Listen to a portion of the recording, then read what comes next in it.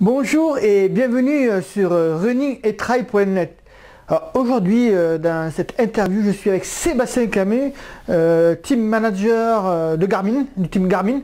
Nous allons voir avec lui plus précisément la récupération du sportif, des coureurs à pied en particulier, des coureurs d'ultra également, et à travers son expérience à lui et ses conseils, notamment en nutrition. Et bien sûr, avant de visionner cette interview, vous pouvez bien sûr recevoir gratuitement notre newsletter et les guides qui vont avec en cliquant sur le bouton qui doit apparaître à gauche ou à droite. Et vous pouvez également vous abonner avec à nos vidéos YouTube en cliquant sur le petit bouton s'abonner en rouge. Voilà, je vous laisse maintenant avec cette interview. Je précise quand même qu'elle a été faite au Running Expo de Paris. Donc je m'excuse pour les interférences sonores que je n'ai pas pu éliminer au montage. Et je vous retrouve tout de suite après. Bonjour et bienvenue sur le blog Tester Outdoor. Aujourd'hui je suis avec Sébastien Camé, un trailer renommé. Avec lui on va discuter de l'entraînement trail et aussi de la nutrition qui concerne beaucoup les trailers. Bonjour Sébastien. Bonjour. Alors je vais d'abord te laisser te présenter aux lecteurs, aux éditeurs du blog. Je me présente, Sébastien Camus, je suis trailer et manager du team Garmin. Après, je peux dire, petit palmarès, hein, j'ai une seconde place sur la CCC, une seconde place sur la Trans-Rockies et une 7e place sur la Diagonale des Fous. Donc bon petit palmarès. Je suis très satisfait, honnêtement. Et au niveau, donc on va attaquer directement dans le dur, au niveau de l'entraînement, quel est ton programme toi d'entraînement? Combien d'heures tu entraînes par semaine? Qu'est-ce que tu fais? Est-ce que tu fais la VMA, des côtes? Alors c'est très variable, déjà en fonction de la période.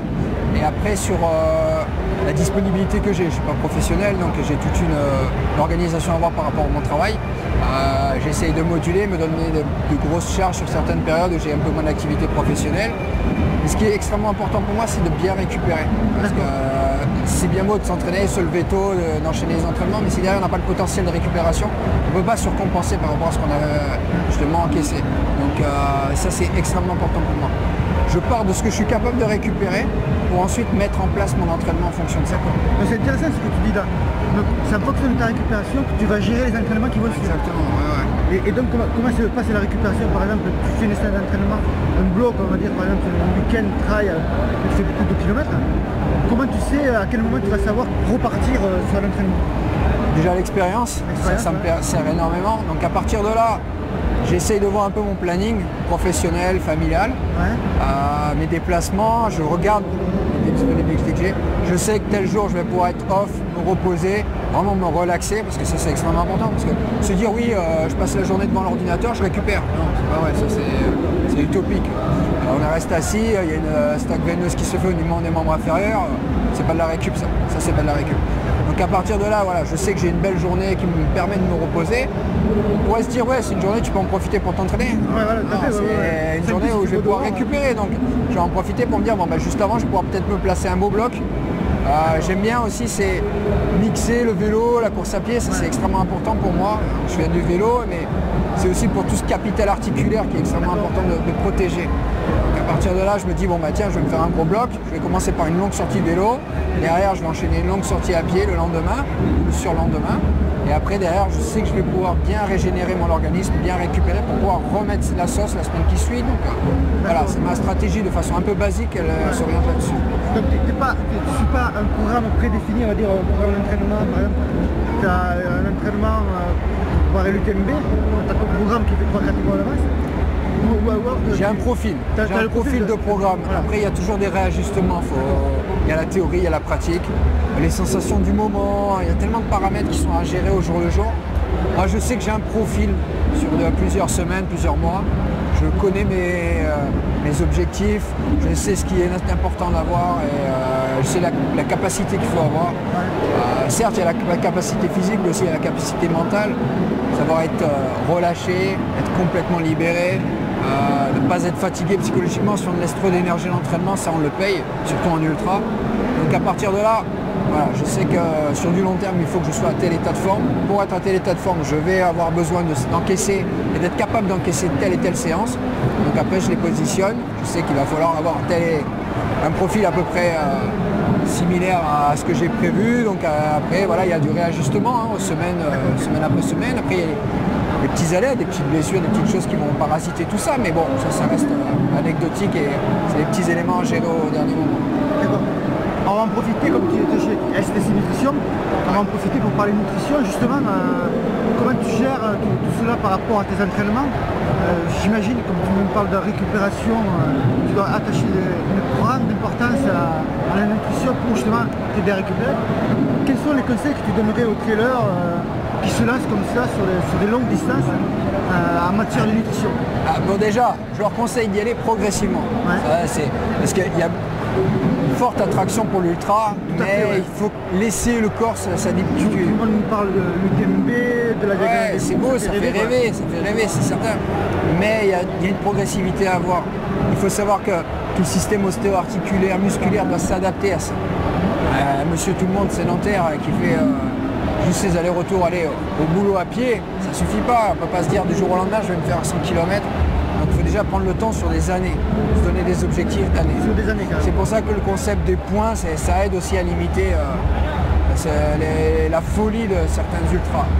Donc après, en termes de nutrition, bon, moi je suis très attaché à une alimentation. J'ai une alimentation à 95% bio. Bon, ça c'est de façon généralisée par rapport à pas mal de choses, mais voilà, je fais très attention à mon alimentation. Et après, j'essaye de vraiment cibler mes besoins. Derrière une grosse séance, je sais que musculairement, j'ai tapé dedans. Donc là, moi, je vais opter pour des compléments en protéines qui sont extrêmement riches en vitamines et minéraux. Parce qu'on a une dépense qui est tellement importante, une alimentation, même si on essaie de l'avoir de plus en plus qualitative, elle reste pas assez riche en micronutriments. Donc c'est pour ça que moi, un complément en protéines derrière une grosse séance, c'est toujours bénéfique. Ça permet d'éviter des éventuelles blessures, de bien récupérer pour pouvoir enchaîner. C'est comme des compléments en fait. C'est la protéine qu'on peut prendre après une course, c'est exactement pareil. Ouais, c'est ça, c'est une protéine.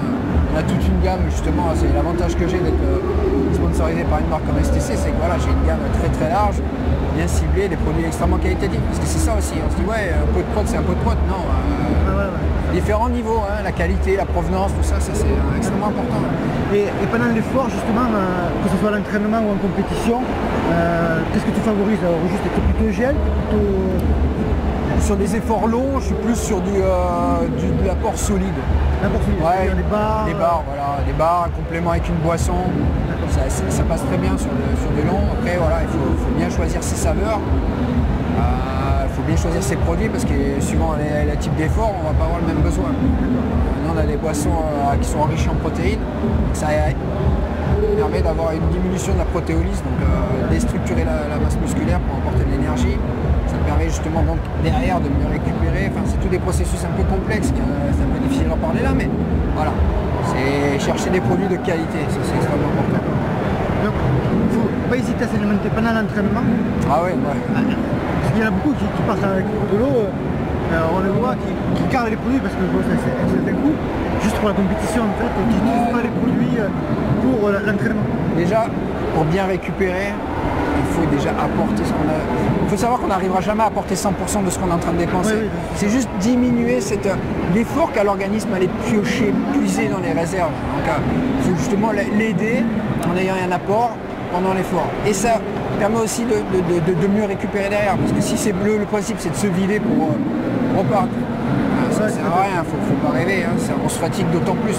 Et bon, comme je disais tout à l'heure, je ne suis pas professionnel et monsieur tout le monde n'est pas professionnel non plus. Donc, dimanche il se fait une grosse séance, le lundi matin il est au bureau. Donc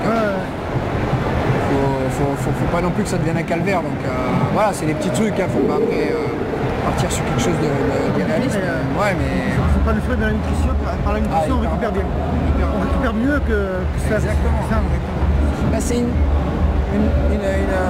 stratégie, j'allais dire, mais aussi c'est une réflexion à avoir sur sa pratique. Ça c'est très important. Parce qu'après il y a pendant, il y a avant, il y a après, et il y a ce que j'appelle des micro-cures.